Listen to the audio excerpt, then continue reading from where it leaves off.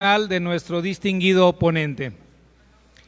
Él es abogado, calificado así por la Benemérita Universidad de Guadalajara, destacado con la especialidad en impuestos. Cuenta con 2 maestrías, una en Derecho Constitucional y Amparo, otra en Derecho Penal Acusatorio Adversarial.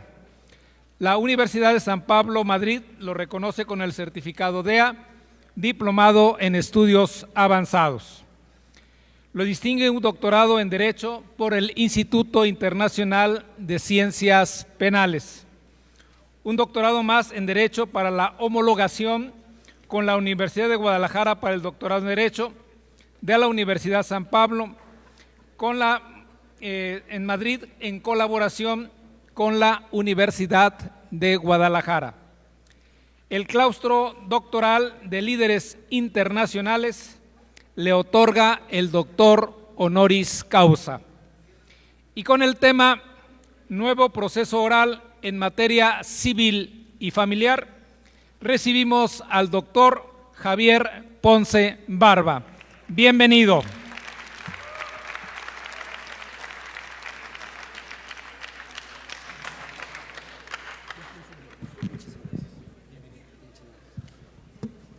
Muy buenas tardes. Bueno, si gustan escanear el código QR que aparece allí, automáticamente todas las diapositivas que vamos a estar viendo, ahí están. O sea, en automático. Bueno, venimos a innovar.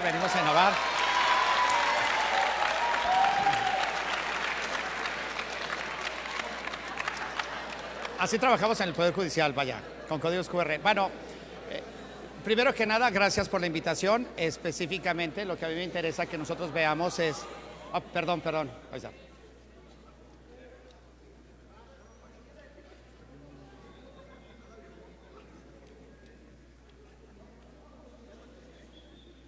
Bueno, prometo que al final se los paso, porque no entiendo este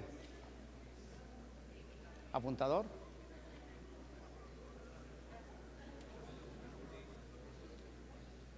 No sé si quién tenga el control, pero si lo podemos iniciar, va.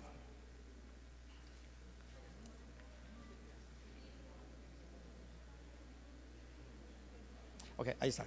Si nosotros escaneamos ese código, les van a aparecer todas las diapositivas y cada libro, bueno, básicamente vamos a hablar del Código Nacional de Procedimientos Civiles y Familiares, y este Código Nacional que ya está en vigor a partir del día, bueno, se publicó el día 7 de junio del año 2023 y entra en vigor al siguiente día, esto es el 8 de junio del año 2023. Este Código Nacional de Procedimientos Civiles y Familiares ya se encuentra vigente. No es aplicable todavía en Jalisco porque los artículos transitorios nos establecen condicionantes para poderlo aplicar como tal. Pero bueno, de esto vamos a tratar de hablar.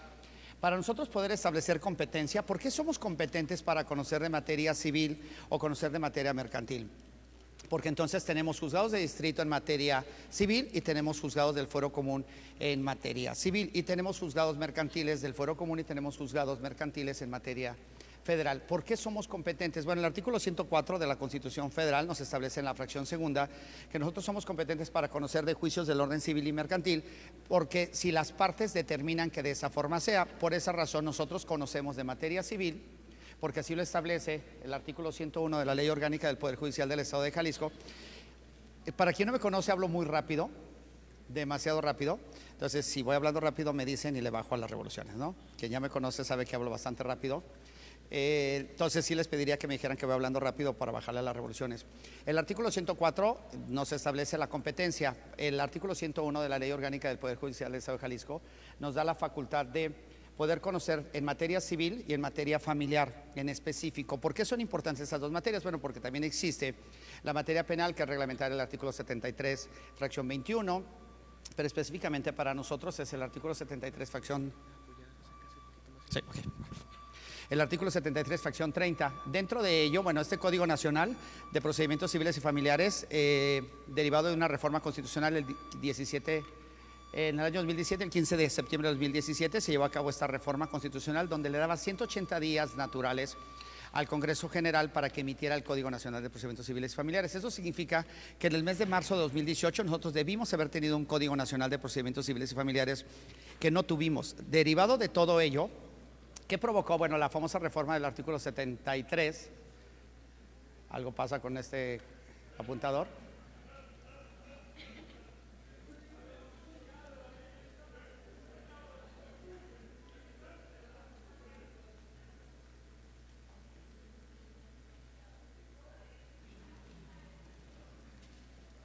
Bueno, no sé si es el apuntador o soy yo. Podríamos iniciarlo y yo sigo hablando mientras nos hace favor de colocarlo. Bueno, la reforma constitucional del artículo 73, fracción 30 de la Constitución obligaba al Congreso General a emitir un Código Nacional de Procedimientos Civiles y Familiares a más tardar en marzo del 2018. No ocurrió eso porque hubo una omisión legislativa. ¿Qué ocurrió con todo ello? Bueno, a partir de que un colegio de abogados de Ciudad de México decidió irse al amparo en contra de la omisión legislativa. Quienes ya vimos amparo, estamos viendo amparo, nos establece la ley de amparo, que el amparo procede contra acciones y omisiones. Entonces, cuando se llevó a cabo una omisión por parte del Congreso de haber cumplido con una determinación que ellos establecieron en la reforma constitucional de septiembre del 17, pues había una omisión. Bueno, este colegio se fue al amparo en contra de esa omisión legislativa. El juez de distrito les concede el amparo, el Congreso General se va a la revisión en contra de esa sentencia que les concede el amparo, los lleva como consecuencia al haber una omisión constitucional, se va a la Corte. La Corte determina que efectivamente hubo una omisión por parte del Congreso. En el amparo, obviamente 265, nos establece la obligación por parte del Congreso General de emitir el Código Nacional de Procedimientos Civiles y Familiares, pero una fecha perentoria. Esa fecha perentoria la determina la Corte. ¿Por qué se fueron al amparo? Porque ellos consideraron que se violaba el artículo 1, 14, 16, 17 y 123 de la Constitución. Y podrán decir, ¿por qué? Bueno, el 1, el 2, el 8, el 25 de la Convención Americana y el 1, el 2 y el 14 del Pacto Internacional de Derechos Civiles y Políticos. ¿Por qué consideraron que les violaba esos artículos constitucionales? Primero, la Ley Federal del Trabajo, que es reglamentaria del apartado A del 123. ¿Por qué razón? Bueno, porque si vamos a tener un solo código nacional, ahora teníamos 32 códigos de procedimientos civiles, estados que ya habían entrado a la oralidad en materia familiar, específicamente Michoacán. Michoacán tenía un código de procedimientos civiles, tenía un código de procedimientos civiles y familiares y tenía un código de procedimientos civiles y oral. Entonces tenían 3 códigos. Entonces aunémosle a los 32 códigos que ya existían de las 32 entidades federativas, donde legislaciones a cada uno de nosotros nos genera situaciones distintas. Cada uno de ustedes, quien ya veo mercantil, y solamente voy a preguntar por preguntar. Ok, ya vieron mercantil. Si yo tengo un pagaré y quiero ejercitar una acción en contra de alguien, ¿qué harían? ¿Qué acción promoverían? ¿Opero en la vía? En la vía ejecutiva. ¿Estamos de acuerdo con él? ¿Sí? Ok, en Jalisco es el único estado donde decimos mercantil ejecutiva, excepto él dijo ejecutiva. Jalisco es el único estado que dice mercantil ejecutiva. En toda la República Mexicana es ejecutiva mercantil. Jalisco es el único estado que dice mercantil ejecutiva. Entonces, desde una palabra nos genera un cambio de entre 32 entidades federativas, obviamente nos traería un problema a nosotros acá. Entonces, el hablar de ciertas figuras jurídicas que un código contempla y que otro no contempla, la finalidad era crear un solo Código Nacional de Procedimientos Civiles y Familiares que estableciera reglas, pero reglas que eran aplicables desde Tapachula hasta Chiapas sin ningún problema hasta Tijuana, como sucede con el Código Nacional de Procedimientos Penales, que es verdad que hemos cometido errores, que seguimos cometiendo errores dentro del proceso penal acusatorio adversarial, y yo soy de la idea, y siempre lo he dicho, a excepción de en materia civil y mercantil y familiar, que ya establece la oralidad y el juicio oral como tal, el juicio penal no es oral, el juicio penal es adversarial, y una etapa del juicio penal es oral. No hay jueces de control, no hay jueces orales, son jueces de control o jueces de tribunal de enjuiciamiento, pero no hay jueces orales en materia penal. El código jamás habla de jueces orales, habla de jueces de control y de tribunal de enjuiciamiento en un sistema, porque el sistema penal en una parte es oral, todo lo demás es escrito. Entonces, hasta eso hemos ido comprando mal. En materia civil y familiar, no, sí tenemos reglas como tal. ¿Por qué el 123? Bueno, pues porque al tener 32 códigos, si yo en Jalisco no tengo la aplicación de Zacatecas ni de Chihuahua y voy a ir a litigar a Chihuahua o Zacatecas, tengo un conflicto por la mercantil ejecutiva o la ejecutiva mercantil. En esas hipótesis, bueno, algo tan simple como poderlo determinar, ellos consideraron que esa omisión traía un problema, y ese problema en el amparo en revisión 265-2020 obligó al Congreso General por parte de la Corte a emitir el Código Nacional de Procedimientos Civiles y Familiares, y podremos decir, bueno, les dio un plazo perentorio. Ese plazo perentorio para poder emitir este código era el 15 de diciembre del 2021. ¿Por qué el 15 de diciembre? ¿Por qué no el 16? ¿Por qué no el 14? Porque la Corte, lo vimos en amparo, la Corte interpreta la norma y dirime las controversias jurídicas y constitucionales que pudiese haber, pero no puede modificar la norma. ¿Por qué el 15 de diciembre? Porque termina el primer periodo ordinario de sesiones del Congreso. No lo podía obligar a ampliar o hacer un periodo extraordinario, porque no es facultad de la Corte hacerlo. Es una facultad propia del legislativo. Entonces la Corte estaría invadiendo la esfera del legislativo si lo hubiera obligado a que el 16 de diciembre del 21 emitiera el Código Nacional. Mi primer periodo ordinario de sesiones termina el 15, no me puedes obligar. ¿Qué pasa si yo no quiero hacer un segundo periodo? La Corte tenía que respetar eso, es la Corte, pero tenía que respetar la autonomía de un Congreso. Bueno, eso fue diciembre de 2021 y no fue hasta junio del 2023 que nosotros subimos ya en nuestras manos el Código Nacional de Procedimientos Civiles y Familiares. ¿Qué trajo como consecuencia todo esto? Bueno, al momento que se hizo la reforma constitucional en septiembre de 2017, el único que tenía facultades para legislar en torno a la legislación en materia procesal civil y familiar era la Federación, ya no los estados. Entonces, Aguascalientes, Coahuila promovieron y reformaron su Código de Procedimientos Civiles y les trajo como consecuencia, obviamente, que la Corte declarara inconstitucionales esas reformas. Podrían decir, bueno, Aguascalientes y Coahuila o Estado de México, no me importa.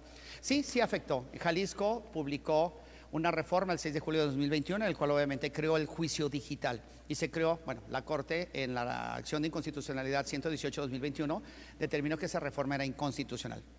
Entonces sí afectaba el no tener un Código Nacional, porque el único que tenía facultades para legislar en materia federal o en materia procesal civil y familiar era la Federación, ya no los estados. Y así lo establece esta controversia, esta acción de inconstitucionalidad 118, donde nos dice, obviamente, queda inaplicable el artículo previsto, que prevén dentro del Código de Procedimientos Civiles del Estado de Jalisco lo que es el juicio en línea o el juicio digital.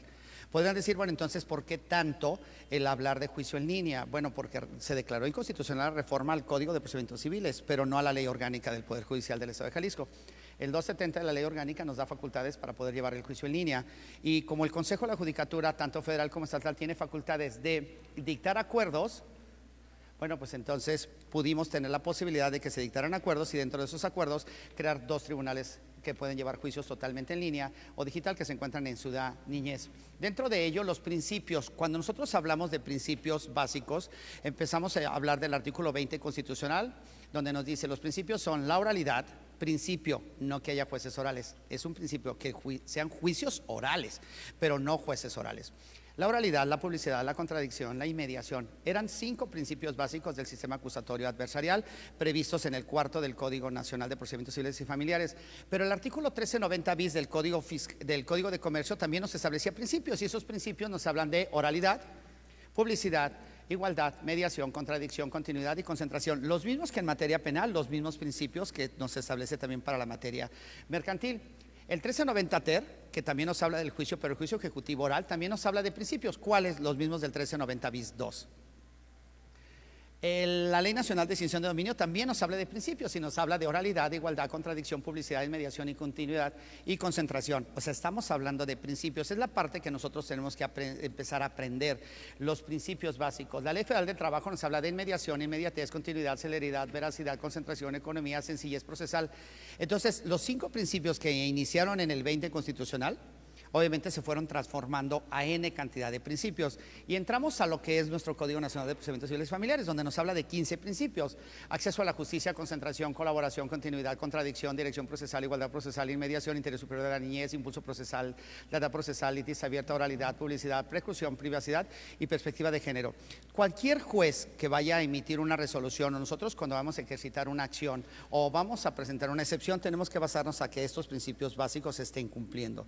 Siempre vamos a estar a favor de la niñez, el interés superior del niño, no solamente porque lo diga el artículo 7 del Código Nacional o porque lo diga el artículo 4 constitucional o porque lo establezca, no, porque lo establece la Convención de Ginebra, básicamente los derechos de las niñas, niños y adolescentes, la convención específica de el protocolo facultativo para juzgar con perspectiva de niñas, niños y adolescentes. Entonces tenemos que cumplir con todos estos principios, no solamente es juzgar por juzgar. La supuesta novedad en materia de oralidad no es nueva. Realmente nos han vendido la panacea respecto de que la oralidad es mejor que el sistema tradicional. El sistema tradicional era perfecto, con deficiencias, pero que nosotros las generamos. El sistema era perfecto. El juicio en materia penal era 100% oral, después de dictado el auto de vinculación a proceso o el auto de formal prisión, hasta la conclusión era oral. Las audiencias son orales. En materia civil y en materia familiar, las audiencias son orales. Entonces, ¿de dónde descubrimos ahora que la oralidad es mejor que el tradicional? Porque lo corrompimos, porque nos era más fácil llegar ya con el cuestionario hecho, entregarlo y solamente transcribirlo, o ya llevar casi hasta las respuestas estructuradas. Fuimos perdiendo nosotros mismos esa oralidad. Y más aún, bueno, la reforma, en 1994 nosotros firmamos un tratado internacional, un tratado de libre comercio, en el cual algunos de nosotros ni siquiera importancia le dimos, y siempre nos preocupamos porque no nos dejaban meter nuestros aguacates y nuestros limones a Estados Unidos. Creo que era el problema mayor, que nuestros carros no pudieran entrar si no tenían un seguro, y todo el mundo nos enganchamos en eso, cuando si nosotros leemos debe venir del artículo 1207 al 1500 del Tratado de Libre Comercio. Nos establecía que México se comprometía a modificar el artículo 5º constitucional. ¿Para qué efectos? Pues para facilitar el trabajo, porque los americanos pueden venir a litigar a México sin ningún problema, y nosotros podemos ir a litigar a Estados Unidos y Canadá. Sí tenemos un problema: el idioma. Ellos hablan inglés y francés, nosotros con trabajos hablamos español, ya tenemos un problema. Y más aún, en la famosa colegiación de la reforma al artículo 5º, o la famosa ley de ejercicio profesional del Estado de Jalisco, si recuerdan ustedes que sus cédulas profesionales iban a tener una vigencia solamente de 5 años, futuros abogados nunca hicieron nada, y los abogados que los forman a ustedes tampoco hicieron nada, tampoco lo hice yo. Pero nadie hizo nada, porque como yo tenía una cédula que era vitalicia, me importa un bledo, que se jodan los demás. ¿Ustedes hicieron algo? En la clase de amparo, siquiera hicieron un ejercicio práctico de irse al amparo contra una reforma de ley que les afectaba jurídica y constitucionalmente a ustedes, dándoles una cédula de 5 años de vigencia, obligarlos a colegiarse. No, no hicieron nada. Entonces, por eso tuvimos un Código Nacional de Procedimientos Civiles Familiares 5 años después. ¿Quién sí lo hizo? Una médico veterinario zootecnista. Se fue al amparo y gana el amparo, y gracias a ella se determina que el Congreso del Estado de Jalisco modifique la ley de ejercicio profesional del Estado de Jalisco para que la cédula profesional ya no tenga vigencia de 5 años y ya no sea la colegiación obligatoria. O sea, tuvo que venir un médico veterinario a decirnos cómo hacer las cosas a los futuros estudiantes de derecho, a los futuros abogados, a los futuros licenciados en derecho. Creo que cuando nos damos cuenta de eso debería darnos un poco de pena a nosotros, no haber hecho lo correcto, porque nos afectaba. A mí no, al maestro no, y a muchos de sus docentes no, pero a ustedes sí. Y nadie hizo nada, ni siquiera levantaron la mano para decir estamos o no estamos de acuerdo con ello. No hicimos nada. ¿Alguien lo va a hacer? Sí, lo hizo una veterinaria, y eso trajo como consecuencia que le consideraron un amparo y trajeron un resultado favorable a nosotros, porque Jalisco era el único que tiene ese problema, porque la única cédula que tiene patente es la federal, reglamentar el artículo 5º constitucional. ¿Por qué tanto problema con colegiarnos? ¿Por qué tanto problema con certificarnos? Porque la simple y sencilla razón de que en México quien da las cédulas profesionales para ejercer la carrera de abogado es el Estado. En Estados Unidos, quien da las cédulas profesionales para ejercer como abogado son los colegios y las barras de abogados. Entonces, lo único que estamos haciendo es ir preparando el terreno para que, bajo políticas internacionales, ellos, no puede venir un americano y un canadiense a litigar en nuestro país porque no sabrían ni cómo coser un expediente. Entonces vuelves el oral. Ellos son orales, tú vuelves el oral también, para que les facilites el trabajo. Realmente esa es la razón del cambio. Obviamente, ¿mejora o no mejora? No lo sé, lo vamos a saber en 10 años cuando midamos, obviamente, si la aplicación de este código funciona o no funciona. ¿Es fabulosa la oralidad? Totalmente de acuerdo, porque es más práctico y un poco más rápido. Pero, bueno, esa parte nos lleva. Dentro de ello, nuestro código de 1881 ya establecía la oralidad. Hay una película muy buena, si tienen oportunidad, véanla, se llama Ahí está el detalle, de Cantinflas. No vean la historia, váyanse al juicio. Vean el juicio como tal, es de Cantinflas, y se van a dar cuenta de cómo es un sarcasmo al sistema, obviamente, oral que existía en México. Cómo se lleva a cabo un proceso donde terminan condenando a una persona por homicidio calificado por matar a un Bobby X, ¿no? Y lo condenan por homicidio calificado. Entonces, lo interesante es, nos trajimos todo del sistema americano, todo. Jueces que usan toga. Nos trajimos representantes sociales, ministerios públicos, representantes de la víctima, nos trajimos todo. ¿Qué no nos trajimos? El jurado.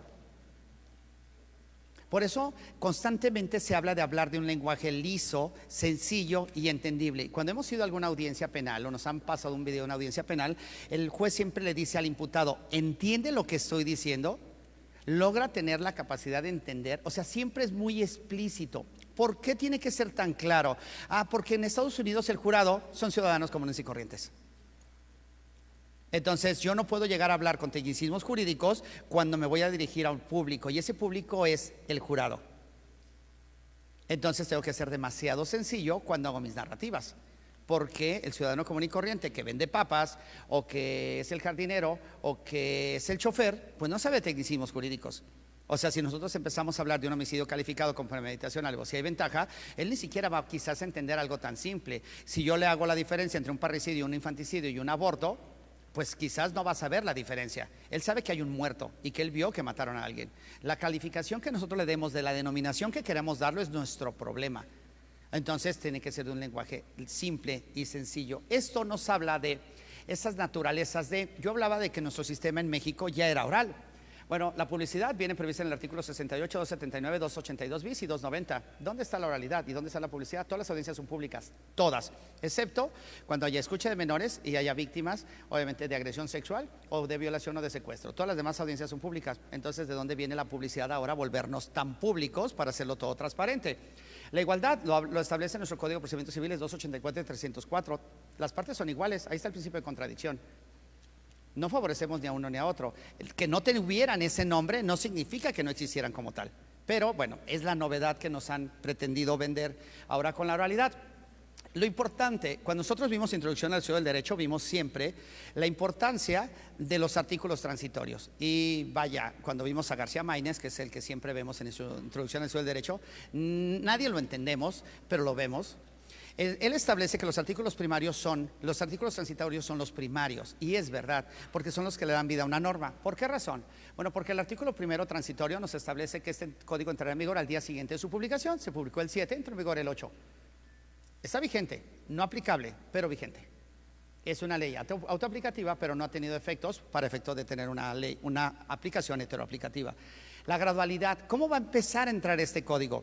Tiene un vacatio legis, se publica el día 7, entra en vigor el día 8 y tendrá un término perentorio el día 1 de abril del año 2027. Nos hayamos incorporado o no nos hayamos incorporado a este código, en automático va a entrar en vigor. No hay vuelta atrás. Pero sí nos establece, obviamente, la posibilidad de que los estados hagan una declaratoria de incorporación. ¿Qué es esto? Para nosotros poder aplicar el Código de Comercio, tuvimos que incorporarnos al Código de Comercio. Es una ley federal, pero se aplica en el estado. El Código Nacional de Procedimientos Penales, tuvimos que incorporarnos. La Ley Nacional de Extinción de Dominio, tuvimos que incorporarnos. La Ley de Medios Alternos de Solución de Conflictos en materia penal, tuvimos que incorporarnos. Todas las legislaciones que sean federales, que se vayan a aplicar por parte de los órganos de estado, debemos incorporarnos. ¿Quieren encontrar las incorporaciones? Métanse a la página del Congreso del Estado de Jalisco, váyanse a la parte final y van a encontrar, obviamente, las declaratorias de incorporación. En Jalisco no se puede aplicar una ley que no se haya incorporado. Desde la justicia integral para adolescentes, desde la Ley Nacional de Extinción de Dominio, desde el Medios Alternos de Solución de Conflicto en materia penal, del juez de ejecución, todas son leyes federales que tienen aplicación en los estados y las aplicamos. Entonces, todas las leyes federales que tengan que ver con esos temas automáticamente quedan abrogados. La Ley Federal contra la Delincuencia Organizada ya no se aplica a la estatal, se aplica a la federal.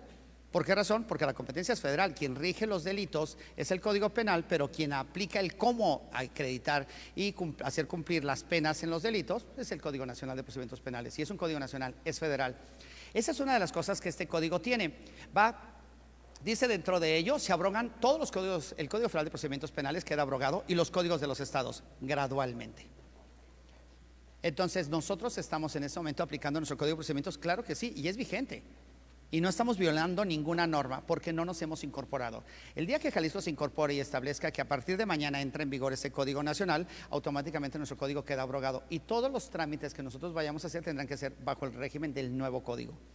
Dentro de eso, bueno, me dicen si se pueden acumular o no los juicios del sistema tradicional al nuevo sistema, bueno, oral. No se pueden acumular, salvo que las dos partes estén de acuerdo, sí. Pero yo no puedo solicitar que el juicio haya iniciado en un sistema tradicional y en automático se vaya a un oral, porque su forma de creación fue distinta. Desde la llamada a juicio fue distinta, desde el emplazamiento fue distinto, desde la incorporación de las pruebas fue distinto. Pero si las dos partes nos sometemos a este código porque nos beneficia, bueno, sí lo podemos incorporar. Pero deben estar de acuerdo las dos partes. Dentro de ello dice, bueno, los procedimientos civiles y familiares que se encuentran en trámite continuarán bajo el sustento del código, obviamente, que ya estaba determinado como tal, porque así lo establecimos en el artículo 104, fracción segunda de la Constitución, y no se podrán acumular por una legislación diversa. Dentro de ello, problemas que vamos a presentar en este código. Una plataforma nacional de información, esto es, todos los consejos de la Judicatura van a tener que tener una base de datos que la va a controlar el Consejo de la Judicatura Federal. Este código todo es federal, porque es nacional. Entonces, cuando habla de tribunales colegiados, de colegiados de apelación, de jueces de distrito, porque es federal. Él no tiene por qué hablar de los estados porque no es un código para Jalisco, es un código nacional. Entonces, siempre que veamos Suprema Corte, Supremo Tribunal, tribunales colegiados o tribunales colegiados de apelación, salas, jueces de distrito, jueces de primera instancia. O sea, los vamos ubicando en esa escala como tal. Pero me habla de una plataforma nacional, del Sistema Nacional de Información Jurisdiccional. Todos los estados tendrán que recabar la información, subirla a una plataforma nacional. Ya tenemos un problema. ¿Qué certeza tenemos de que esa plataforma no pueda ser vulnerada? Bueno, todos los estados tendremos que hacer eso y subirlo a la plataforma nacional para que cualquier persona con buscar en su computadora con un clic pueda acceder a la información. ¿Es segura la plataforma?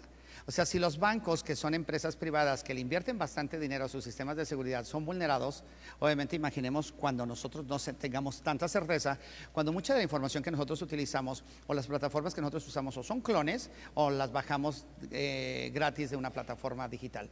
Entonces, ¿va a traer problemas? Sí, bueno, ya vamos a tener ese problema cuando estemos vigentes. Dice, en la plataforma se agregará un apartado en el que se contengan las direcciones de correo electrónico de las autoridades, peritos y auxiliares judiciales. ¿Por qué razón? Porque el objetivo específico es facilitar la comunicación. En Jalisco, a partir de mayo, existen 2 juzgados en materia en línea totalmente, no tienen contacto con el público y todo es en plataforma. Llevan 107 asuntos en 5 meses. Tanto peleamos la digitalización, tanto peleamos la oralidad, tanto peleamos el juicio en línea, que ni siquiera lo usamos. 107 asuntos en 5 meses en materia familiar, que no es nada. Ok, los trámites en materia de registro público de la propiedad para sucesiones, hay un convenio con el Consejo donde nosotros solicitamos en los de la información respecto a testamentos hológrafos en el registro público de la propiedad, se manda por plataforma, se hace el pago, se escanea, se manda por plataforma y en 3 días llega la respuesta, nadie lo usa. Entonces peleamos tanto la digitalización y peleamos tanto la firma electrónica que nadie lo usa. Entonces, pues realmente peleamos las cosas por pelearlas, pero sin siquiera saber para qué las vamos a usar. Dice, dentro de ello, dicha plataforma digital será administrada por el Consejo de la Judicatura Federal, no el Estado. Los estados recaban la información y la remiten. Eso es un problema. Ok, dice que bajo la norma oficial mexicana del 151-2016, 2015 con su reforma 2016, nos establece cómo van a llevarse a cabo la protección de datos personales porque no tenemos un protocolo. Hay que recordar que nosotros podemos accesar a la página del Consejo de la Judicatura Federal y bajar sentencias, pero que están los datos protegidos o testados, igual en materia de fuero común. Si nosotros nos metemos a sentencias .cjj, vamos a encontrar las sentencias de 2010 a la fecha en plataforma de todos los juzgados del estado de Jalisco. ¿Los usamos? No, porque ni siquiera sabemos que allí está, pero allí está la información, obviamente derivado cumpliendo lo que nos marca la NOM 151.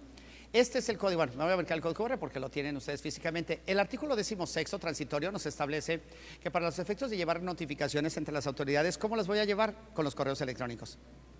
Entonces la recomendación aquí, si ustedes van a empezar a llevar juicio en línea, tengan 2 correos, su correo personal y un correo, obviamente, oficial para cuestiones de trabajo.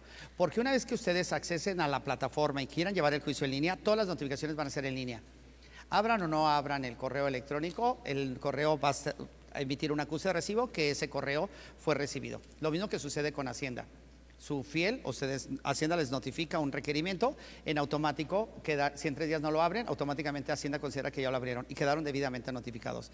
Entonces, si vamos a tener un correo donde vamos a recibir memes, pues mejor tengamos un correo oficial donde vamos a recibir cuestiones laborales, porque todas las notificaciones van a ser por plataforma. La única notificación que va a ser directa es el emplazamiento, es la única personal, todas las demás van a ser por plataforma. Dice que el 18º, las sociedades de información crediticia contarán con un apartado, esto es los burós de crédito. Todos los burós de crédito van a tener que modificar su plataforma y la información que nosotros nos proporcionan, porque ahora tenemos deudores alimentarios y va a haber una plataforma nacional de deudores alimentarios. Entonces, si nosotros estamos en el buró de deudores alimentarios, cuando pidamos una información crediticia, nos va a parecer que somos deudores alimentarios. ¿Para qué efectos? Bueno, para que no podamos vender casas, no podamos salir del país, no podamos ser electos bajo el sufragio y empezar a tener obviamente limitantes para no ser deudores. Dice el 19º, aquí es un punto interesante, se derogan todas aquellas disposiciones que establecen procedimientos de interdicción. A partir de la entrada en vigor de este código, el estado de interdicción como jurisdicción voluntaria, esto es, declarar la incapacidad de una persona bajo las condiciones que sea, queda totalmente abrogado. Ahora la figura jurídica se llama apoyos y salvaguardias jurídicas y ya no estado de interdicción. Entonces ya no podemos aplicarlo. Es verdad que este código no está vigente el día de hoy, todavía aplicable en Jalisco, pero la Corte ya estableció que la interdicción es inconstitucional. La Convención de Derechos de Niñas y Adolescentes y la Convención con Personas con Discapacidad en el artículo 12 establecen que se les debe escuchar a las personas que presentan una discapacidad para determinar si solicitan ayuda o no solicitan ayuda y necesitan salvaguardias jurídicas. Entonces cambiamos la figura de interdicción por apoyos y salvaguardias jurídicas y ya no es aplicable. Ojo, para personas mayores de 18. Menores de 18 sí, porque recordemos que todavía están bajo la patria potestad de papá y mamá, pues entonces ya saben quién tiene la patria potestad de esos niños. El 20º nos establece cuando no exista regulación relacionada con este código, se va a aplicar la que se haga las funciones como tal. Nosotros en Jalisco no tenemos ministerios públicos adscritos a los juzgados. Sí los teníamos, pero cuando nace la figura de la Procuraduría Social, esa figura desaparece. Entonces este código siempre va a hablar del Ministerio Público, del Ministerio Público, del Ministerio Público, del Ministerio Público. Cuando haga eso, está hablando de agentes sociales para Jalisco. Figuras jurídicas que no vengan contempladas como tal, las vamos a aplicar obviamente por quien hace las funciones. ¿Por qué? Porque ellos no saben que hay agentes sociales, ellos saben que hay Procuraduría y en el caso de una Fiscalía tiene un Ministerio Público, pues porque así funciona. Hay que recordar que el Ministerio Público forma parte esencial en el amparo y es una ley federal. Ese es un código nacional y obviamente es federal. Cuando hable de figuras que nosotros no contemplemos, pero que alguien haga las funciones de, está hablando de ellos, ¿sí? Agentes sociales por ministerios públicos. Deficiencia que presenta, bueno, cuando el legislador hizo este código, se le olvidó que en 2014 el Ministerio Público dejó de ser Ministerio Público Federal y se convirtió en Ministerio Público de la Federación, y porque la Fiscalía General de la República se convirtió en un ente autónomo. Aquí sigue hablando del Ministerio Público Federal. No sé si no se dieron cuenta que en el 2014 hubo una reforma, pero bueno, ahí al menos así está plasmada como tal. Este código habla de son 1191 artículos. Este es el código de QR del código, pero lo pueden bajar de la página del Congreso, ahí está sin problema, pero ese es el código. ¿De qué nos habla? Bueno, básicamente este código son 10 libros. El libro 1 nos habla del sistema de impartición de justicia en materia civil y familiar. Libro 2, el procedimiento oral y civil y familiar. Libro 3, justicia civil. Libro 4, justicia familiar. Libro 5, sucesiones o tramitación especial. Libro 6, acciones colectivas. Esta es una acción 100% federal, no la vamos a ver nosotros en fuero común, pero son acciones colectivas. Y ahorita voy a dar un ejemplo de ello. El libro 7, lo que son recursos. Nosotros aprendimos en procesal, los que estamos llevando procesal, ahí sí pídanles a sus maestros el próximo semestre que empiecen a ver procesal civil, que ya vean el nuevo Código Nacional, porque en el nuevo Código Nacional, bueno, ya tenemos 10 libros que tenemos que empezar a estudiar y a prepararnos para ello. El recurso de revocación desaparece por completo de nuestro Código de Procedimientos Civiles y nace un nuevo recurso que se llama recurso de reposición, que ahora va a ser apelación, reposición y queja. Anteriormente teníamos apelación, queja, revocación y queja. En la queja desaparece por completo de nuestro código en el nuevo Código Nacional. La justicia digital, el libro 9, la justicia en la ejecución de sentencias en vías de apremio, y el libro 10 nos habla de cooperación internacional. Dentro de este proceso, ¿qué nos conlleva? Bueno, el libro 1 en específico nos habla de reglas. ¿Cuál es el objeto de este código? ¿Por qué nace este código? ¿Cuál es la razón de que este código pueda tener una función como tal? La incorporación de principios, los principios que hablaba el 20 constitucional, que solamente eran 5, terminaron siendo 15 en este Código Nacional. Los ajustes al procedimiento y accesibilidad, nos habla también de juicio, bueno, la nulidad de juicio concluido, que no la teníamos contemplada como tal, sí la teníamos, pero no como una excepción, solamente la citaba el código. Ahora no, ahora sí tenemos un apartado de nulidad de juicio concluido, nos habla de excepciones, las mismas excepciones que nos hablaba el 33 del Código de Procedimientos Civiles vigente, obviamente las vamos a tener acá. Básicamente, todo este proceso, ¿a qué nos conlleva? Bueno, a establecer requisitos de la proforma. Nosotros teníamos como una acción la proforma, pero no tenía reglas. Aquí nos puso un poco más de reglas y nos puso candados, porque todo el mundo hacía acciones proforma solamente para ganar, quedarse con un inmueble simulando una compraventa, ¿no?, que tenía en posesión. Las reglas cambiaron. La competencia, aquí sí tenemos que tener cuidado. Competencia por materia, por especialización y por territorio. Hay que recordar que es un código federal, no es un código estatal. Entonces nos habla de competencia federal 100%. Jalisco está dividido en 32 partidos judiciales. Cada partido judicial obviamente está integrado por juzgados y cada uno tiene una competencia por territorio, por materia o por especialización. En Guadalajara no tenemos problema, tenemos 13 juzgados civiles, 15 juzgados familiares, 19 mercantiles, 2 digitales en materia familiar y N cantidad en materia penal. Pero en Chapala tenemos 2 juzgados civiles, un juzgado penal tradicional y una sala de oralidad o un centro de justicia penal en el nuevo sistema. Ok, pero no tenemos jueces civiles en Chapala, que es el segundo partido judicial.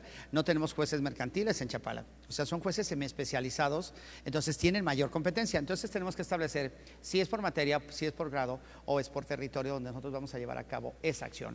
A nivel federal tenemos 32 circuitos judiciales. Jalisco es el tercer circuito judicial. Entonces tenemos que establecer cuáles son las competencias de nosotros con cada uno de ellos.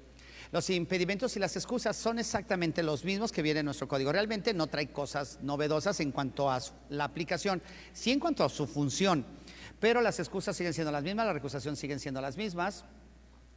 Básicamente el problema que se puede presentar acá es, me estoy brincando algunos para no alcanzar a ver mínimo los 10 libros, al menos de referencia. Dice el artículo segundo, ¿qué se debe entender por? Cuando hablemos de algo, ¿cómo lo entendemos? Si hay figuras nuevas que se llaman metaverso. Me voy a adelantar un poco. ¿Alguien trae un teléfono celular que sea un iPhone? No porque sea la marca, pero es que es el único que conozco para hacer la función. ¿Trae un iPhone? ¿Sí? ¿Puede abrir una fotografía? La que tenga en su galería, cualquiera. Me voy a brincar hasta el libro 8, voy a hablar ahorita del libro 8 y ahorita me regreso de nueva cuenta con ustedes. ¿Sí? Ok, ¿a quién conoce que le pueda mandar la fotografía? Ok, le puede mandar.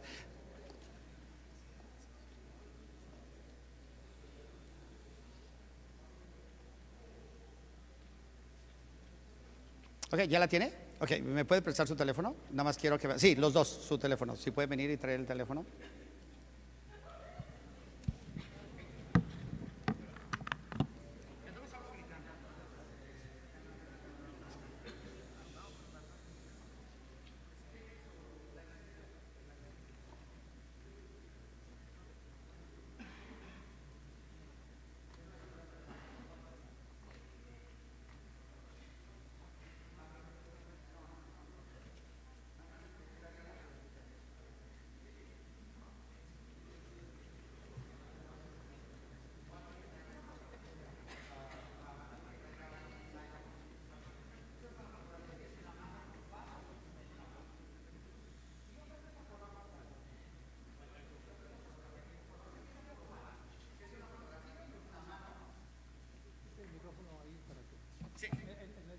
Bueno, si yo voy a probar, si yo voy a probar que esta es una fotografía en un auto, estoy de acuerdo. Pero ¿qué pruebo?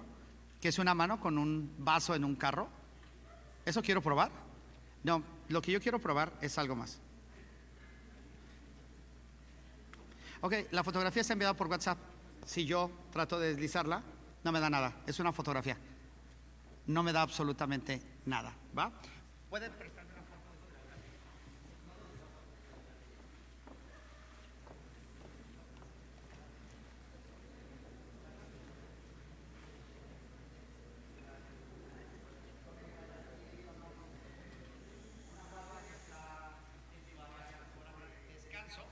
Esta es una policía que está en su área de descanso, en un sanitario. Ok, si yo hago esto y deslizo la fotografía hacia arriba, me dice que fue tomada el día jueves 7 de diciembre del año 2023 a las 12 horas con 15 minutos, sin información de cámara y no tiene agregado porque no tiene abierto su geolocalización. Pero me va a aparecer exactamente dónde fue tomada la fotografía, el día, en el momento en el que fue tomada. Si esa fotografía yo se la envío a él vía WhatsApp, se rompe la cadena, que es la cadena de custodia, establecida por el Acuerdo 9-2015 de Fiscalía General de la República. Pero si yo la envío esta misma fotografía,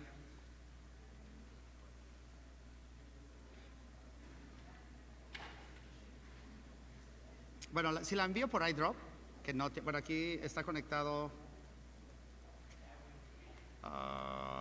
no sé, Fernando, hay un Fernando, ¿sí? Bueno, un Fernando, no sé si... Bueno, ya me empezaron a aparecer todos, porque obviamente si lo mando por WhatsApp, yo lo tendría que abrir el canal. Pero si yo lo mando por iDrop, automáticamente me va a aparecer todas las personas que tienen abierto su iDrop y voy abusando de la amabilidad de... Bueno, no, como que no hay señal.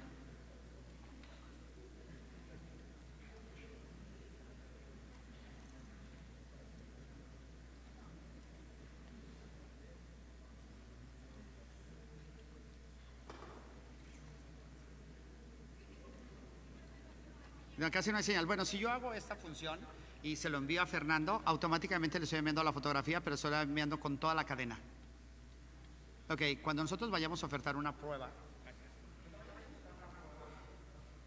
de este tipo, primero tenemos que saber qué pretendemos probar con esa prueba, porque ahora lo que tenemos que ver es la geolocalización. Si esa fotografía ya me dice que fue tomada en la ciudad de Chapala, Jalisco, el día 8 de diciembre a las 17 horas, pues yo le voy a creer. Pero si yo abro la fotografía y veo la cadena de custodia del origen donde fue tomada la fotografía, este día ella se encontraba en una charla donde Javier Ponce le está robando 2 horas de su vida, entreteniéndola. Entonces, ¿verdad que esa prueba no podría tener el efecto jurídico que nosotros pretendemos por la geolocalización? Estamos hablando de tecnología. Así es este nuevo sistema. Este sistema va a ser 100% las cuestiones orales de qué pretendemos probar. Ese es el punto por el cual no solamente es que sea oral, sino es a dónde me lleva la oralidad. ¿Qué certeza tengo yo que un video que nosotros estamos tomando realmente no fue editado y no fue alterado? ¿Por qué razón? Bueno, porque es un medio de prueba que ahora lo podemos ofertar con una USB. Ahora todo el mundo graba, todo el mundo hace, todo el mundo pone, perfecto. Pero respetarse la cadena de custodia. Me regreso al 20 constitucional, apartado A, fracción novena. Cualquier prueba obtenida violando los derechos fundamentales es nula. ¿La obtuviste legalmente, la prueba? ¿O alteraste la cadena de custodia? Porque yo puedo tomar esa misma fotografía que mostrábamos. Si esa fotografía yo se la envío a él y él la reenvía a alguien, obviamente va a aparecer con la cadena de custodia de él, no de ella. Va a aparecer no la fecha en que fue tomada la foto, sino la fecha en que él recibió la foto y la fecha en que él la está presentando como prueba. ¿Qué va a hacer el juez? No va a ver la foto, porque en la foto va a haber una mano con un vaso en un auto con un jardín. Eso es lo que va a ver. ¿Pero qué pretendo probar con ella? Que el día de hoy esa fotografía fue tomada o fue tomada hace 2 años y la estoy usando ahora. Si yo veo la fotografía y digo que fue hoy y nadie la objeta, la prueba fue tomada hoy. Pero si me voy a la geolocalización de la fotografía, el poder establecer en dónde la hice. Cuando nosotros llevamos una notificación, un emplazamiento, los notificadores, ¿qué deben hacer? Bueno, llegar y constituirse en el domicilio de la persona, tocar, llamar y tomar una fotografía del inmueble y establecer su geolocalización. Cuando queramos probar una nulidad de emplazamiento porque nunca fuimos, ¿qué crees? Sí fui, porque obviamente tengo la geolocalización exacta del domicilio en el momento en que yo la hice. Eso es un nuevo juicio en línea. Entonces, verdad que sí tenemos mucho que empezar a aprender respecto de, bueno, dentro de ello me habla de cadena de bloques, específicamente del por qué y para qué, la cadena de bloques, lo que es la cadena de custodia. Me habla de un certificado digital, de la famosa FIREL o de la famosa firma electrónica. ¿Por qué razón? Porque ahora nosotros ya podemos firmar un documento y no tiene que ser necesariamente con firma autógrafa y tiene todo el valor del mundo. Nosotros tenemos un documento firmado con firma electrónica y pasa a ser un documento con firma electrónica y pasa a ser un original, no una copia fotostática. Entonces, ¿qué necesitamos? Tener obviamente una plataforma para poder firmar con una firma electrónica, y si queremos promover un juicio de amparo, pues es el establecerlo como tal. Entonces, tener una clave privada, así como ustedes compran en Amazon, en Mercado Libre y les pide una clave de acceso, es exactamente lo mismo. Lo que ustedes están estableciendo con Amazon o con el banco cuando abren sus tarjetas de crédito y la plataforma, están hablando obviamente de su firma electrónica registrada ante el banco. Aquí tendrán que registrar obviamente un correo electrónico. ¿Quién tiene Firel? Sus maestros, pues, pero ¿quién más tiene Firel de ustedes? Es gratuito, no es más que hacer una cita en Ciudad Judicial Federal y se las dan en 5 minutos. La firma electrónica. ¿Qué es esa? La firma electrónica avanzada. ¿Para qué? Para que nosotros podamos presentar amparos en línea sin ningún problema. Si queremos presentar una demanda porque el término se nos vence y no alcanzamos a llegar a Ciudad Judicial porque está lloviendo y tenemos firma electrónica registrada y estamos registrados en la plataforma federal o estatal, pues mandamos nuestra demanda en línea. Es tal cual, lo que pasa es que en el SAT es la FIEL o la e-firma, acá es FIREL. Ok, vamos a correr ese riesgo de que puedan clonar obviamente o no, va a suceder. Pero bueno, ya el SAT tendrá que poner sus medidas o el Poder Judicial Federal tendrá que aplicar sus medidas. Puede ser, ojo, otro detalle, así como el banco les dice que no proporcionen sus datos personales, lo mismo va a suceder con su firma electrónica. Si usted me pasa su firma, pues yo voy a presentar demandas a nombre suyo. Y usted no podrá decir que no era usted porque estoy usando su firma, su plataforma y estoy dando su código de acceso. Es que yo estaba en China, entonces a alguien le dice acceso a tu plataforma y poder establecerlo, ¿no? Nosotros, por ejemplo, en el Juzgado Quinto Familiar hemos llevado a cabo divorcios con personas, unas que se encuentran en Ecuador y otras en Cancún, y lo hacemos en plataforma sin ningún problema. y en 15 minutos quedan divorciados sin mayor problema. Es más fácil divorciarse que casarse, o al menos en el quinto familiar, no sé en otros, pues, pero en el quinto familiar es un hecho. Ok, digitalización, declaraciones especiales de ausencia. La digitalización es la migración de lo que nosotros conocemos en papel, empezar a migrarlo de una manera digital. Dentro de eso, bueno, la diligencia virtual, el documento electrónico, ¿cómo vamos a empezar a establecer el expediente físico y el expediente electrónico? Nosotros cuando presentamos un amparo en materia federal, al presentar nosotros nuestro amparo, si lo presentamos digital, el juez de distrito tendrá la obligación de imprimir nuestro amparo. Pero si lo presentamos impreso, tendrá la obligación de digitalizarlo. ¿Por qué razón? Bueno, porque el artículo 3 de la ley de amparo dice que podemos presentarlo en digital o en físico, pero como no tenemos una ley que permita tenerlo 100% digital, tenemos que tener los dos, digital y físico. Entonces, tenemos que tener el expediente físico mientras la ley no cambie para poderlo establecer que lo podemos tener de manera virtual. Cuando nosotros, enseguida que veamos el libro 3, vamos a encontrar que desaparece el juicio sumario. Nosotros en procesal civil hemos aprendido el juicio ordinario, el civil ordinario y el civil sumario, ¿no? Ya tenemos muy claros 267, 266 y 618. Pues vayan olvidándose de eso. Este código ya no hay juicio civil sumario, desaparece por completo. Entonces, lo que aprendimos del 618 tendrán que reaprenderlo porque ya no existe el juicio civil sumario en el nuevo código. Sí existe el juicio sumario oral, pero es digital 100% y es por comparecencia. No tiene que ver, nada que ver con el proceso que nosotros estábamos acostumbrados. Entonces tenemos que desaprender para volver a aprender. Esto es la famosa firma electrónica avanzada, lo que es el FIREL, y así nos lo establece como tal. ¿Por qué razón? Bueno, pasos para obtener el FIREL, esa es la regla. Se meten a consejo.de la.judicatura.federal.gov.mx y les va a dar los pasos. Tiene tutoriales para explicarles cómo hacerlo. Lo pueden hacer desde su celular, no ni siquiera necesitan ir. Sean una computadora fija y un celular. Y con eso es más que suficiente. Lo mismo que cuando ustedes fueron al banco y les tomaron la fotografía, les tomaron sus datos biométricos para con su solo rostro su celular se active o su acceso a su cuenta de banco se active. Aquí es lo mismo. Ustedes van a activarlo con sus datos biométricos como tal. El Consejo de la Judicatura del Estado de Jalisco ha hecho lo propio. El Acuerdo 8 de 2023, que ese es el código QR para si lo quieren bajar. Si no está en la página del Consejo de la Judicatura, sin problema, establece obviamente la obligación de utilizar la firma electrónica o la FIREL. Entonces, todos los abogados que quieran llevar juicios en línea tendrán que tener FIREL. Todos los servidores públicos del Poder Judicial del Estado de Jalisco tienen FIREL. Desde el auxiliar hasta el juez tiene FIREL, porque firman documentos de manera electrónica. O sea, ya no se firman muchos documentos de manera física. Todo se firma de manera electrónica si eres un juzgado en línea. Si eres un tradicional, pues obviamente tendrá que ser tal cual. El Acuerdo 9 del 2023 establece la figura de crear 3 juzgados, bueno, que los juzgados empiecen a conocer de materia en línea. Hay 3 juzgados civiles, 3 juzgados mercantiles y 3 juzgados civiles que ya conocen, son híbridos, sistema tradicional y sistema en línea. Entonces nosotros podemos presentar nuestra demanda no contenciosa o contenciosa en estos juzgados y podemos presentar nuestra demanda en línea y todo el trámite va a ser totalmente en línea, ya no tenemos que ir para nada a Ciudad Judicial. Y todo lo vamos a desahogar obviamente por la plataforma Webex, o se desahoga por la plataforma Webex.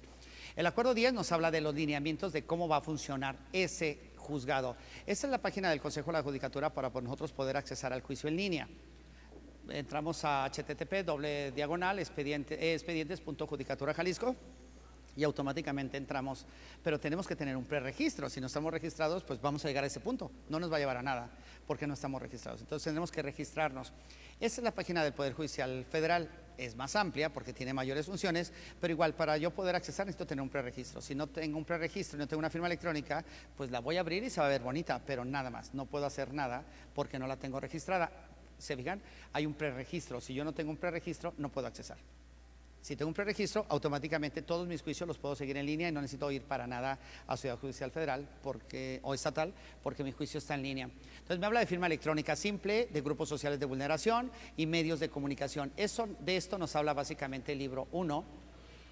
Las acciones, también nosotros aprendimos la acción civil reivindicatoria que estaba prevista en el artículo 4, pues deja de estar en el artículo 4 para pasar al artículo 15, la acción de petición de herencia que estaba en el artículo 12 y 13, ahora está en el artículo 24, las acciones contra terceros que estaba antes en el artículo 20, ahora está en el artículo 35 del Código Nacional. Lo que se hizo, bueno, fue cambiar la nomenclatura. Entonces, muchísima gente nos aprendemos el artículo, no el contenido del artículo. Pues ahora tendrán que desaprenderse el artículo que se habían aprendido para aprenderse ahora el nuevo artículo o el nuevo contenido del artículo como tal. Igual las acciones que vienen previstas, las acciones personales, ahora sí este código ya no las divide, ya nos dice que es una acción personal y ya nos dice que es una acción real. ¿Y por qué? Salud. ¿Por qué razón? Bueno, no las empieza a establecer. Estas son acciones que vienen previstas en el Código Civil como tal. Dice, en materia familiar persistirán las medidas provisionales y cautelares impuestas que estén ordenadas en el juicio. Entonces, recuerdan que uno de los principios básicos era juzgar con perspectiva de género y los principios del interés superior de la niñez. Entonces, siempre que tenga que ver cuestiones de niñas, niños y adolescentes, el Estado pues, obviamente va a actuar a favor de la competencia establecida por materia, por grado y por territorio. Jalisco, bueno, Guadalajara, primer partido, no tiene problema, 15 juzgados familiares, pero Tepatitlán tiene 2 civiles, pero no sé, Zapotlanejo tiene un civil que conoce de mercantil, de familiar, por excepción a la regla de mercantil, de administrativo, y por excepción a la regla de laboral, porque lo hace de manera concurrente. En primer partido no tenemos ese problema, por eso tenemos especializados por materia y por especialización. Dentro de ello, hablaba yo, el libro 2, bueno, cada libro va a traer un código y automáticamente nos va a llevar a las diapositivas del código, que deben ser como 300 diapositivas, que no las vamos a ver aquí, solamente son 20, pero los va a llevar automáticamente al contenido real del libro, completo desde el inicio del capítulo hasta el final, como tal. Y nos habla de formalidades judiciales y la etapa postulatoria, que es lo atractivo. Me voy a brincar partes en el juicio, actuaciones judiciales, resoluciones, cosas, medios de apremio, emplazamiento, notificaciones, exhortos y términos judiciales, que también variaron. Y las pruebas, nosotros siempre aprendimos que las pruebas, y así nos lo establece nuestro Código de Procedimientos Civiles: prueba confesional, testimonial, documental pública, documental privada, pericial, inspección, presuncional y de otras pruebas. Bueno, desaparece por completo la prueba confesional y ahora se llama declaración de parte propia y declaración de parte contraria. Nosotros hemos visto en las películas anglosajonas, y es la analogía que hacía al principio de esto, cuando llega el abogado y le dice a su cliente: te voy a subir al estrado. En México no funciona así. El cliente, el actor, salvo que la contraparte oferte la confesional de esa persona, comparece y se sube al estrado.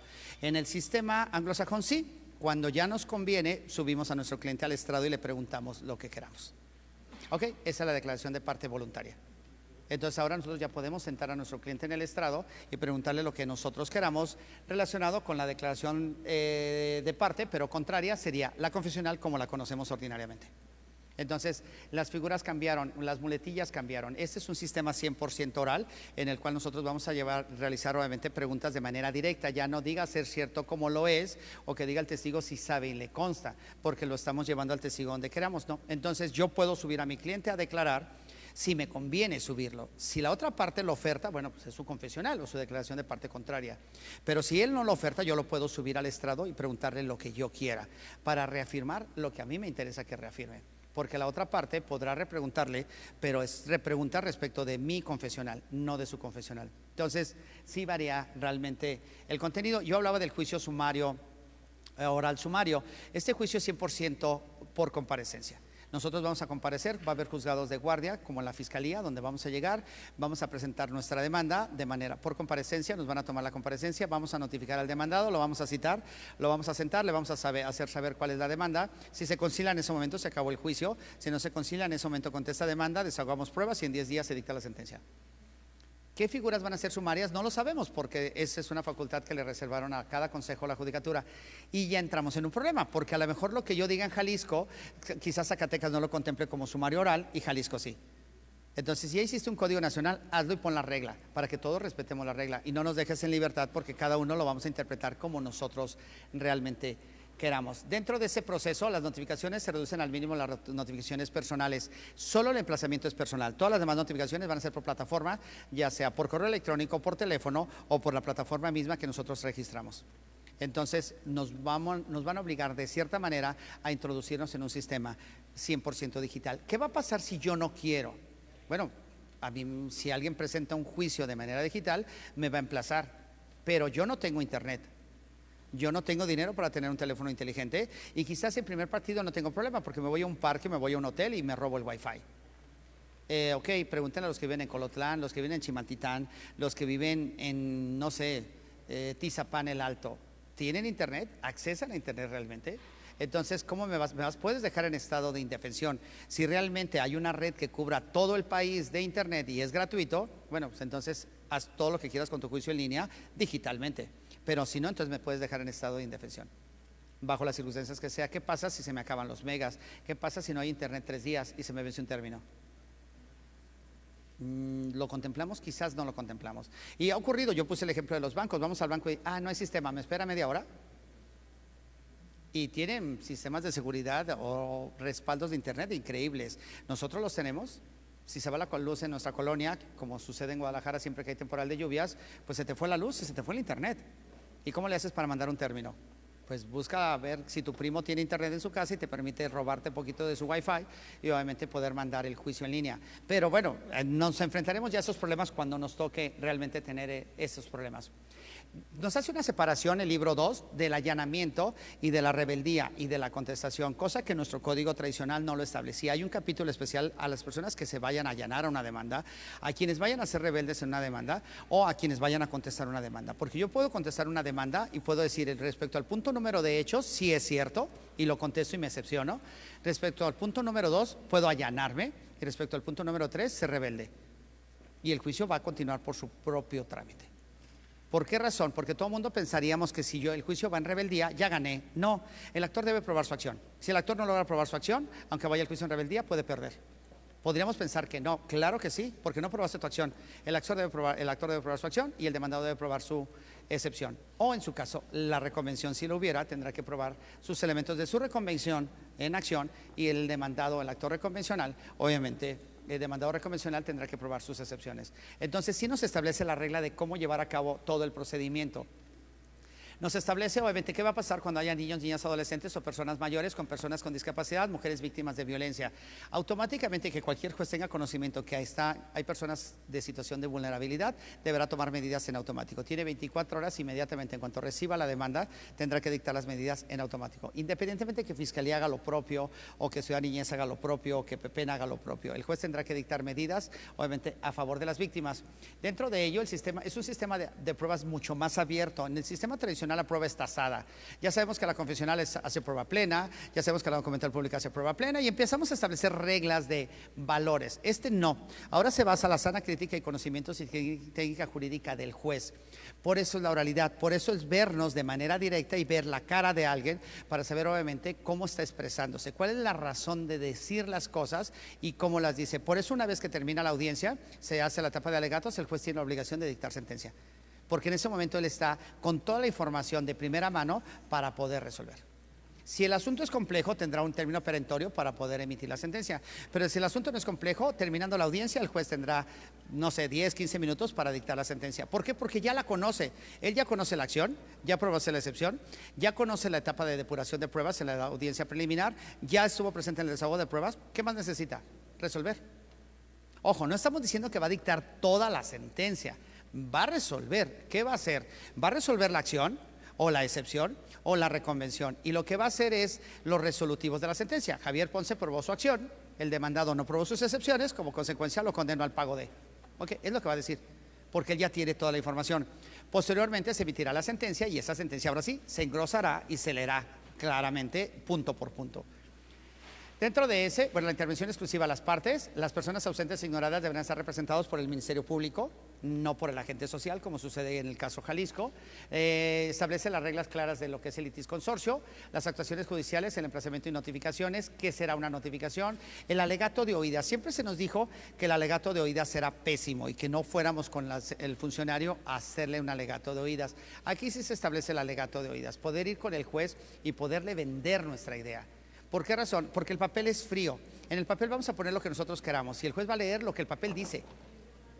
No va a resolver obviamente más que con papel, pero si nosotros vamos y le mostramos otra cara de lo que pretendimos decir en el papel y lo logramos probar, obviamente el resultado ya sabemos cuál va a ser.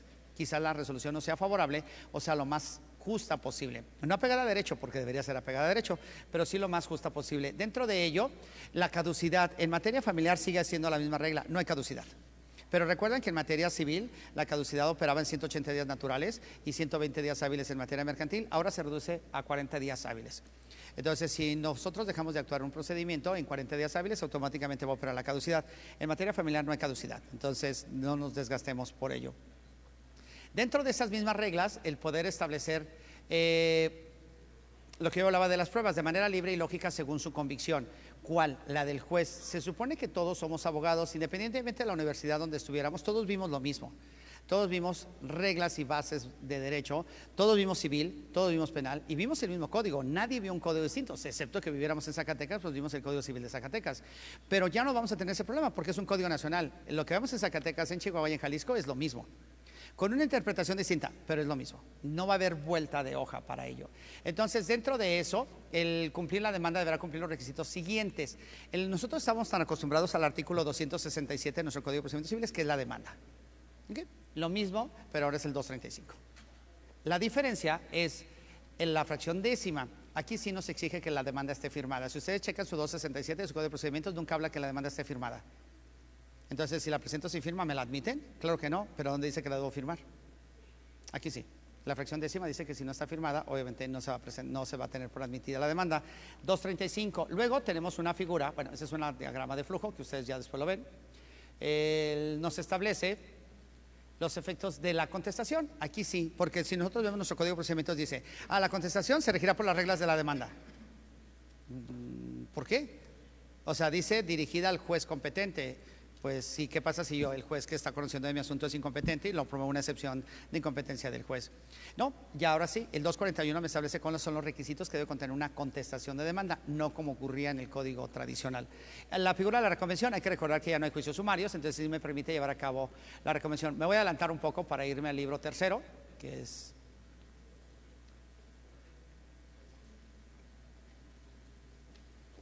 Okay, el ejemplo que yo daba del teléfono, si gustan escanear ese código QR, los va a llevar exactamente a la guía de cómo valorar esa prueba, del ejemplo de metaversos, códigos QR, el hashtag y cosas por el estilo. Cuando alguien hablaba de hashtag, yo pensaba que era gato y me quería poner a jugar gato, y resulta que ustedes usan el hashtag para algo, ¿no?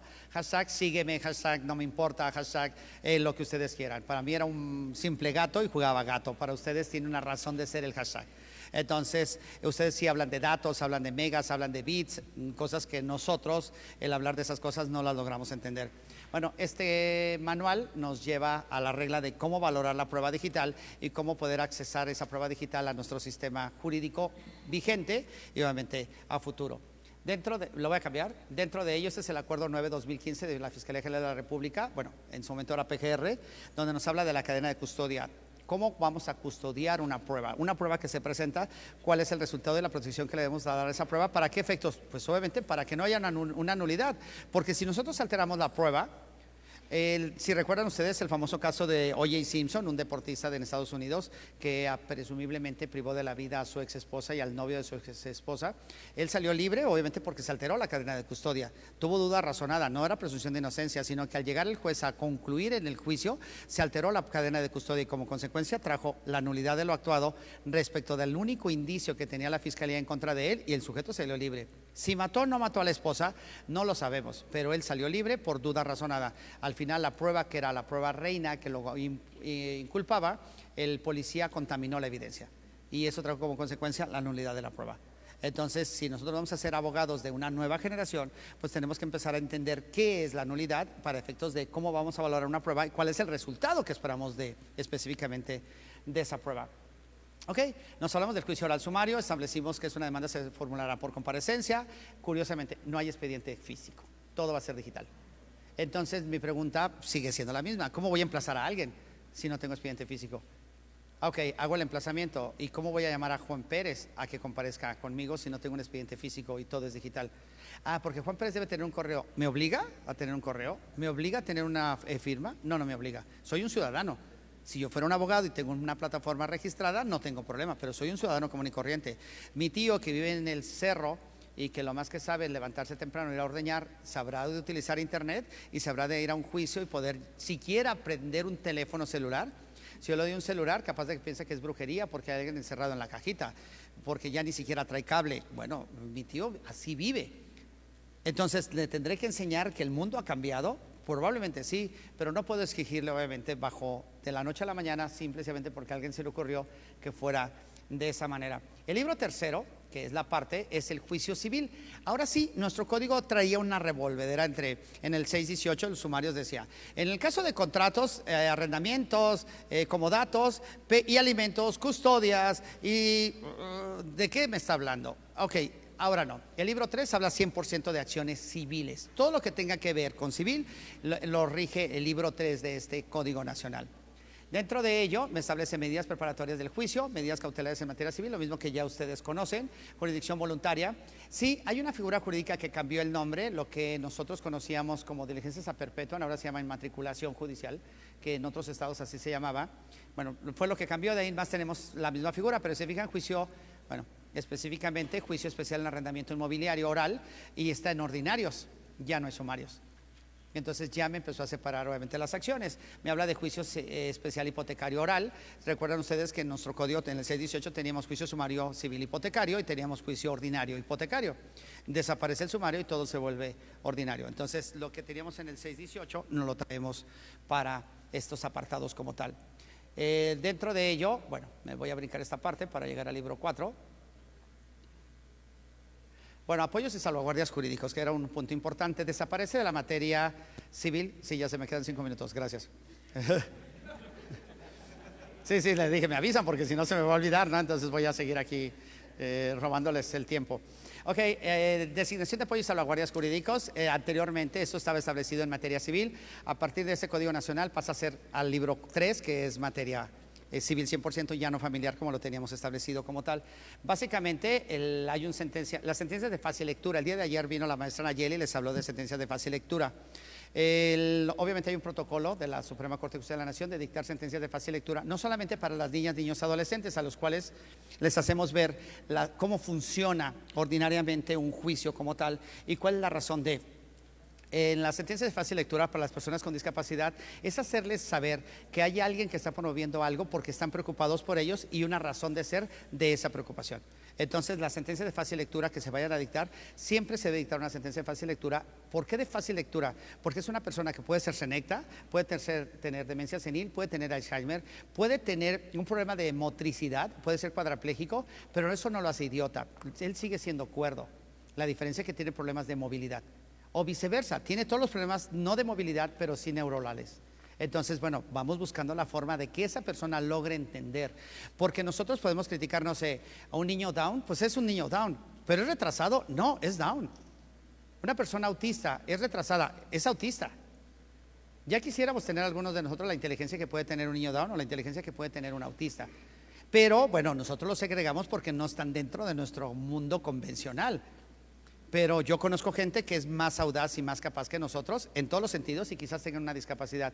Esa es la razón por que la interdicción desaparece, para quedarnos solamente con apoyos y salvaguardias jurídicos. Bueno, me brinco esa parte. Bueno, las sentencias de fácil lectura, que es lo que yo he hablado, guía para elaborar sentencias de formato de lectura fácil dirigidas a personas con discapacidad intelectual. ¿Cómo le voy a explicar? Pues no le voy a decir, oye, tu hermana viene a promover unos apoyos y salvaguardias jurídicos porque considera que tú se te olvidan las cosas.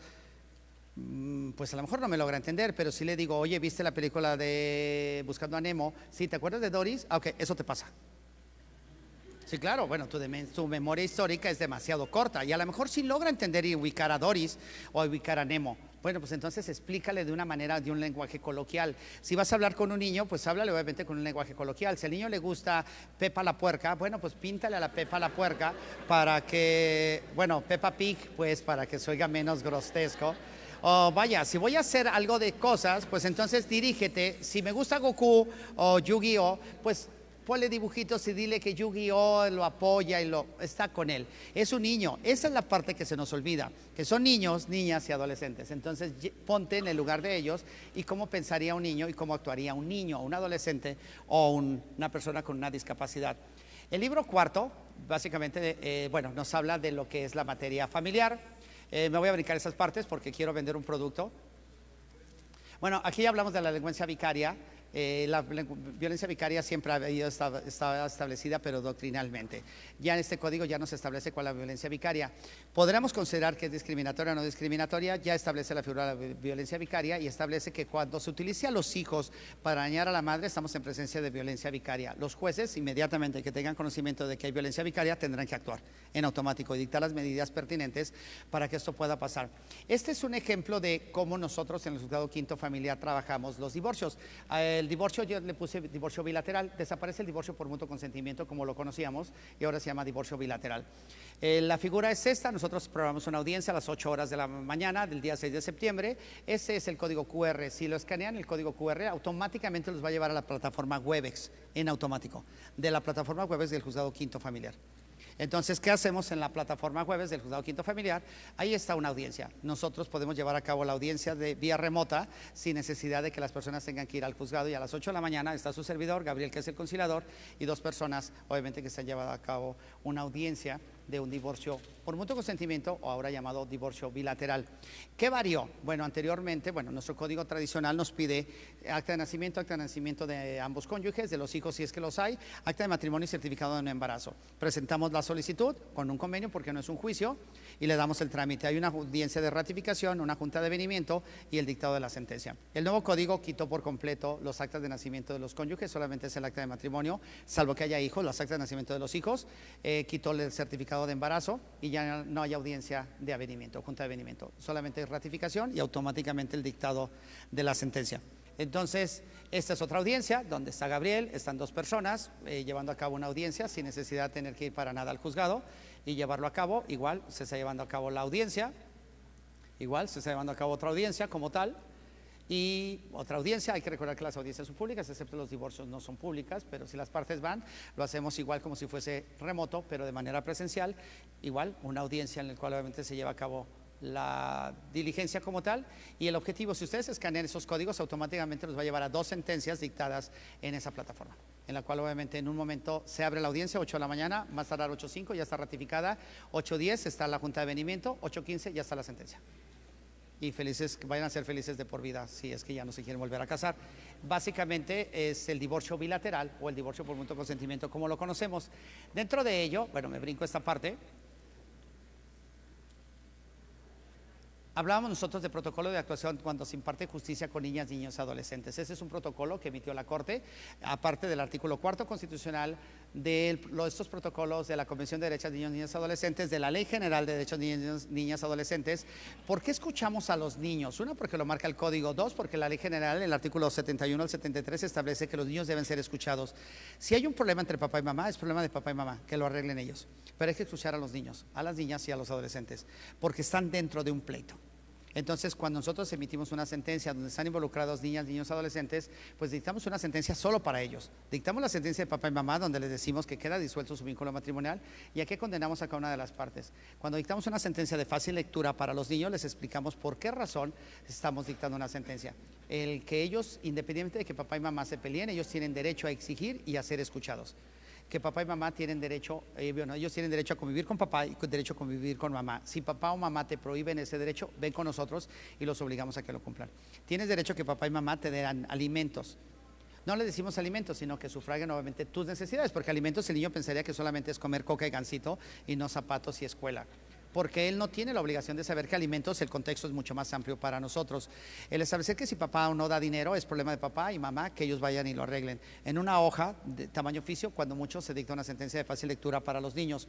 Entonces, la ley general o el protocolo nos establece esas reglas. Hay un acuerdo 1/2019 del Consejo de la Judicatura Federal y de la Corte, donde nos establece cómo dictar sentencias de fácil lectura y cómo ayudar a las niñas, niños y adolescentes involucrados en un procedimiento. Bueno, me voy a brincar esa parte.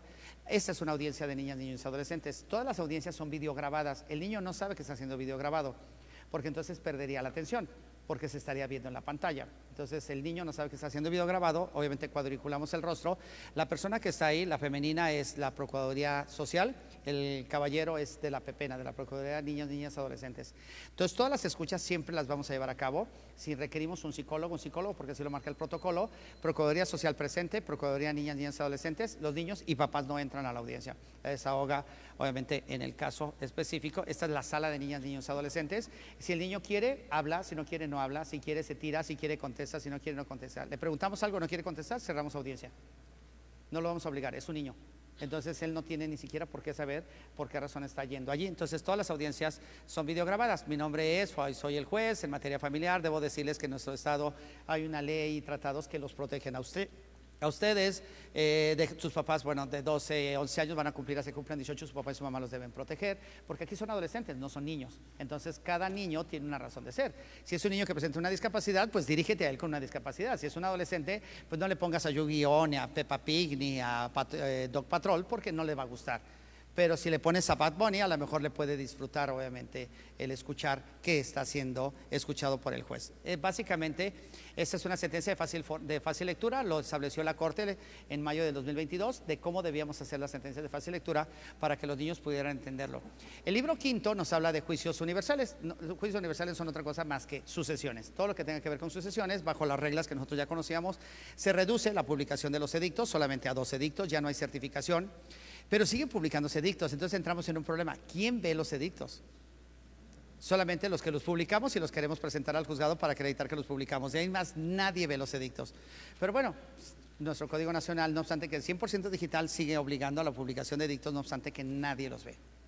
Pero bueno, básicamente es eso, de rápido, nada más me voy al libro 7. Bueno, el libro Sexo, Acciones Colectivas. Yo quise tocar este ejemplo. Hace días nos quejábamos tanto de que el agua en Guadalajara estaba saliendo bastante café. ¿Hicimos algo? Nada, ok, pudimos haber hecho algo. Hacemos una acción colectiva y exigimos obviamente que el Estado tome medidas, porque yo tengo derecho al agua, el artículo 4 constitucional dice que tengo derecho al agua, tengo la certeza de que pago un derecho para consumir el agua, y obviamente agua potable. ¿Cómo lo voy a probar? Pues tomo esa agua, tomo una muestra, hago una acción colectiva, no me paro y cierro obviamente Avenida de la Cruz y me flagelo y me tiro en el piso, no voy y cierro el periférico, hago acciones colectivas. Así como podemos hacer acciones colectivas para otras cuestiones de amparo, obviamente también los podemos hacer cuando afecte una colectividad. Específicamente todas las acciones colectivas, ¿dónde las vemos? Bueno, pues básicamente en la Profeco. Cuando nosotros vamos y nos quejamos porque Walmart no nos respetó el precio de la mercancía que nosotros estamos comprando, podemos hacer una acción colectiva. Y si han ido alguna vez a la Profeco, van a ver que hay una ventanilla de Comisión Federal de Electricidad, Telmex, Yusacel, Telcel. Bueno, son acciones colectivas. ¿Gano yo algo? Nada. Pero entonces, ¿por qué no hacemos para ganar? Si nosotros tenemos un servicio de telefonía y la línea telefónica se cae 5 días, ¿por qué voy a pagar 30 días de uso de telefonía si solamente tuve 25 días? Peleemos los otros 5 días. No es nada un peso, pero somos 1 millón de personas. ¿Cuánto suma 1 millón de personas de a peso? 1 millón de pesos. Pues entonces ya es costeable, ¿no? Empecemos a buscar la forma de. Libro séptimo nos habla básicamente de recursos. Yo hablaba de apelación, reposición y queja. La apelación y la queja se van a llevar a cabo en el tribunal. La reposición va a ser directamente interpuesta en el tribunal. La regla cambió. Nosotros tenemos establecido que para efectos de la apelación 10 días contra sentencias definitivas o interlocutorias. La regla cambia. 9 días para definitivas y 5 días para interlocutorias. Igual la podemos presentar en vía digital si el juicio es en línea. Todas las audiencias en materia de segunda instancia en apelaciones son orales. Ya no hay papel. Nosotros presentamos nuestra apelación, presentamos nuestros agravios, igual va a haber vista a la otra parte para que haga una apelación adhesiva y va a llegar la apelación, la sala la va a analizar, pero la audiencia es 100% oral. ¿Sale? Porque sé que hay otra ponencia posterior a esta, entonces nos quedan 2 libros, tienen el material y si me vuelven a invitar un día y los entretengo, bueno, terminamos los libros que nos faltan. ¿Sale? Muchísimas gracias, no sé si hay preguntas.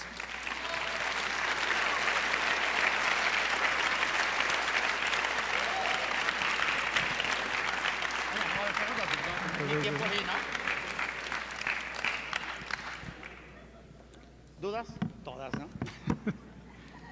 En otra ocasión creo que está abierta la invitación al doctor para que en otra oportunidad obviamente venga con todos nosotros y nos ilustre. Para materializar el enorme agradecimiento por parte de la institución al doctor Javier Ponce, juez quinto de lo familiar del Estado, su participación y desde luego su amplio conocimiento del tema, solicito la presencia del maestro Javier Gerardo para que en nombre de la institución le entregue un merecido reconocimiento.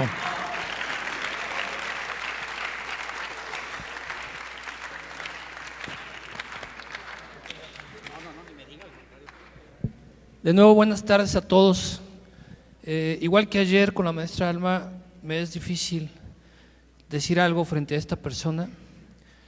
No porque esté acá, lo he dicho muchas veces frente a él, una de las mentes más lúcidas del Poder Judicial y de las más humildes, ¿sí?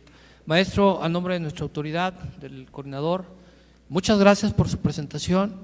Esperemos que no sea la última, que nos dé la oportunidad de seguir conociendo de su sabiduría y este pequeño reconocimiento en nombre de la institución y de todos los alumnos, que seguramente esta semilla que sembró va a germinar muy fuerte. Gracias, maestro.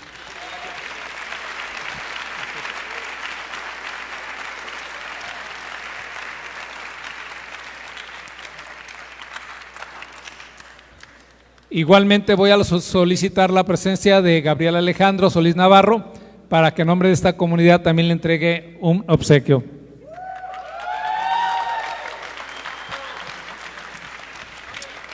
Hola, ¿qué tal? Buenas tardes a todos.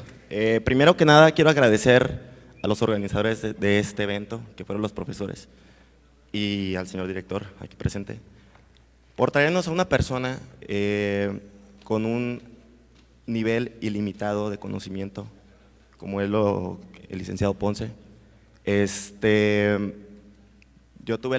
Particularmente yo tuve la oportunidad de hacer su meritorio. Me explotaba, me exhibía literalmente, me exhibía con los abogados. Y eso me impulsaba a mí, la verdad me impulsaba a mí a estudiar y saber qué responderle al día siguiente. Entonces, iba al día siguiente y me preguntaba otra cosa. Y yo me quedaba en shock, ¿no? Entonces, eso te impulsa, o sea, los valores que te da esa persona, unos buenos valores para que tú puedas ejercer profesionalmente apegado derecho. Yo quiero agradecerle en nombre de toda la comunidad estudiantil con este presente reconocimiento que usted se merece. Le hago toma del reconocimiento para que podamos explotar otro día de su mente, que Dios le dio un don. Entonces, le agradecemos mucho y muchas gracias.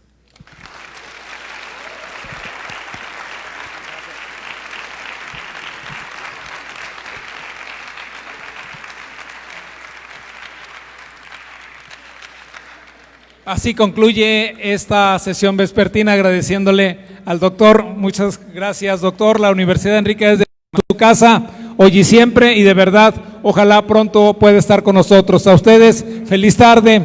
Muchas gracias por su presencia.